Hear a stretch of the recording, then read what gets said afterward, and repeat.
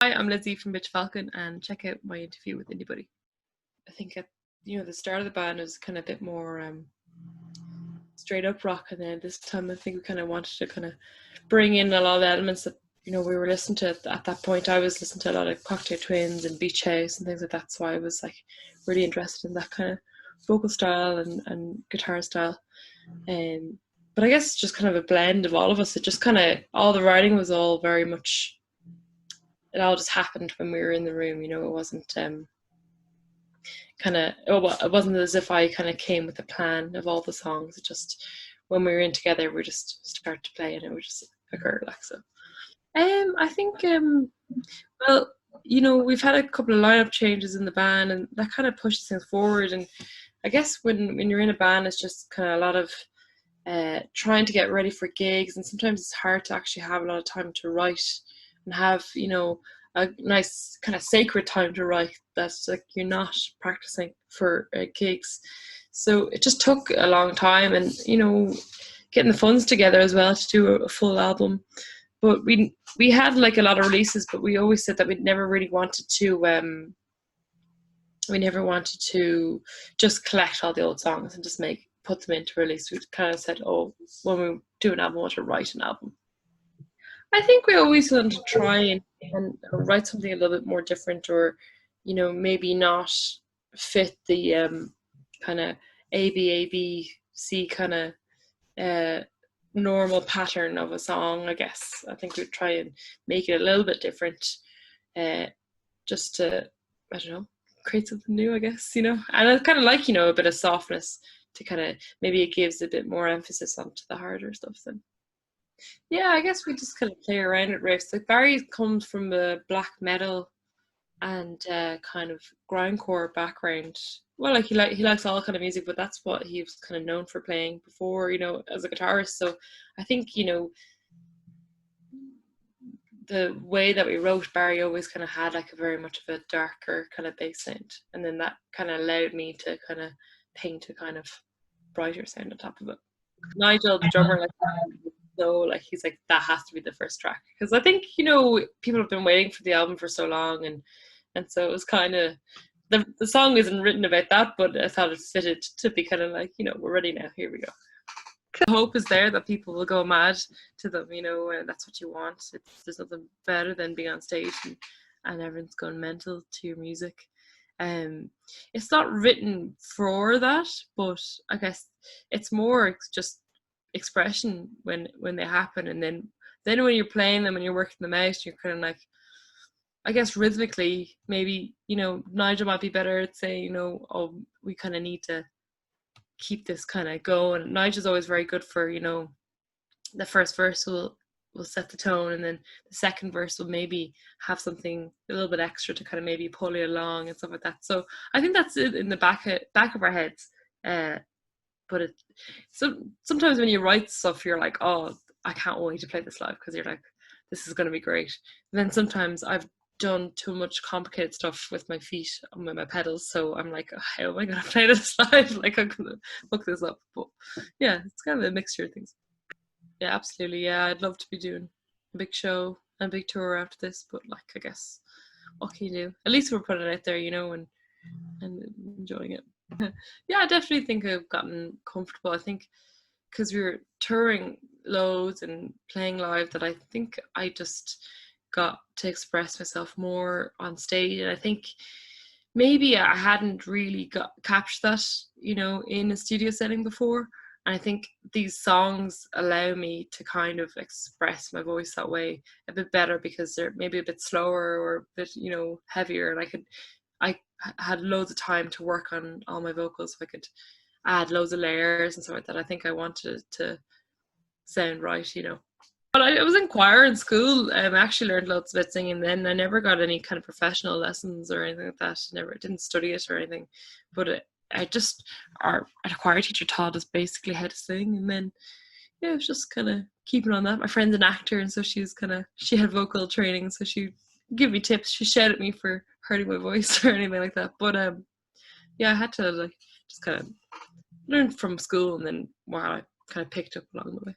Absolutely, yeah. I love noise, love heaviness. I love being kind of engulfed by kind of like as much frequencies as possible, like just to be like kind of bathed in like, you know, I kind of wanted to just sound really lush.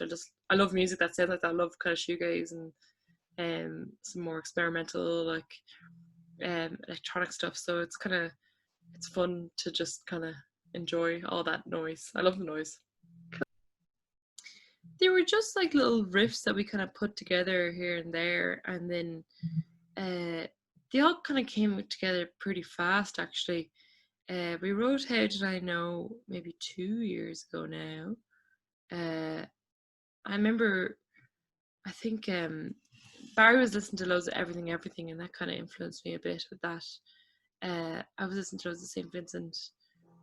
Yeah, I guess we were just trying to put some interesting things together, and they just kind of fall into place, and then I write the melody line over the riffs.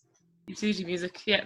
Usually music, we'll all kind of just start playing stuff, and if it sounds cool, we're like, oh, we like that section, and then we'll write something to maybe come after it, or it could be an old thing that we've written ages ago and that it didn't work in any song. We're like, oh, maybe we could try it in that, and kind of piece together different bits and bobs. And then I would go away and I would try and figure out a vocal over it. Yeah, I did, yeah.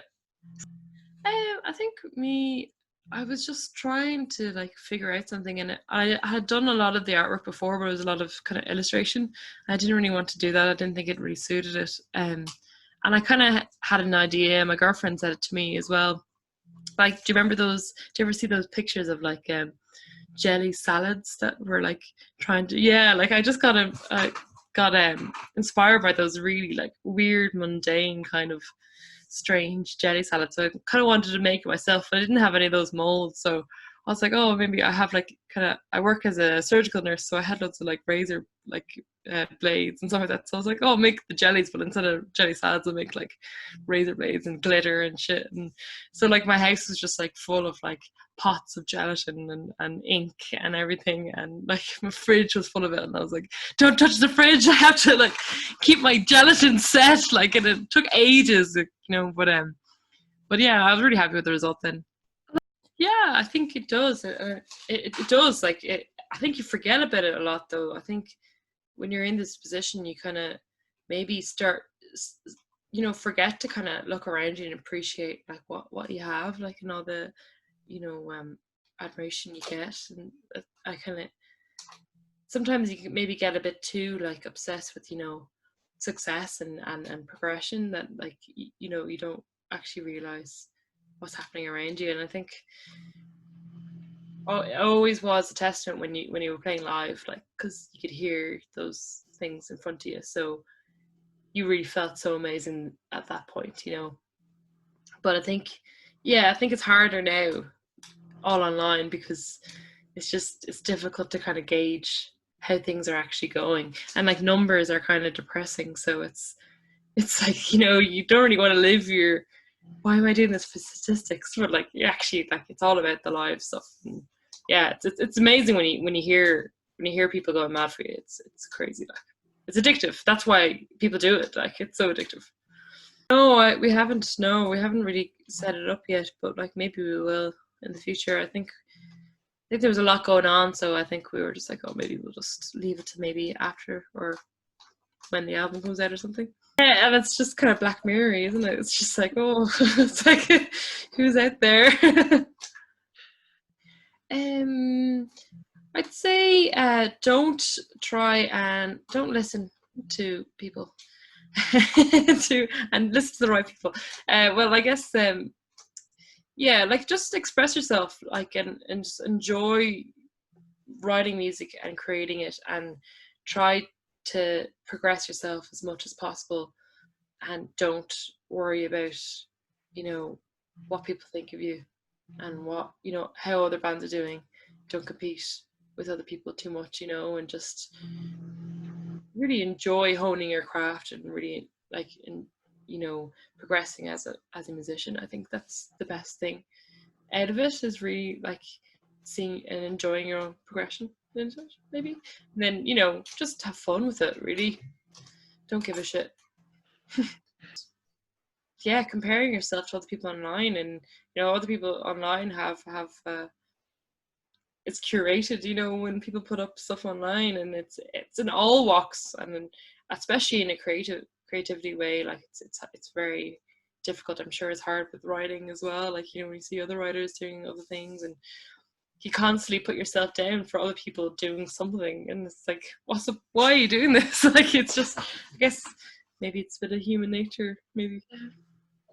Well, I guess the next single will be out at the end of the month, and then the album, I hope that we can do some sort of show, you know, after that, whether it be a virtual show or then, you know, in the future, get out and play some gigs, really.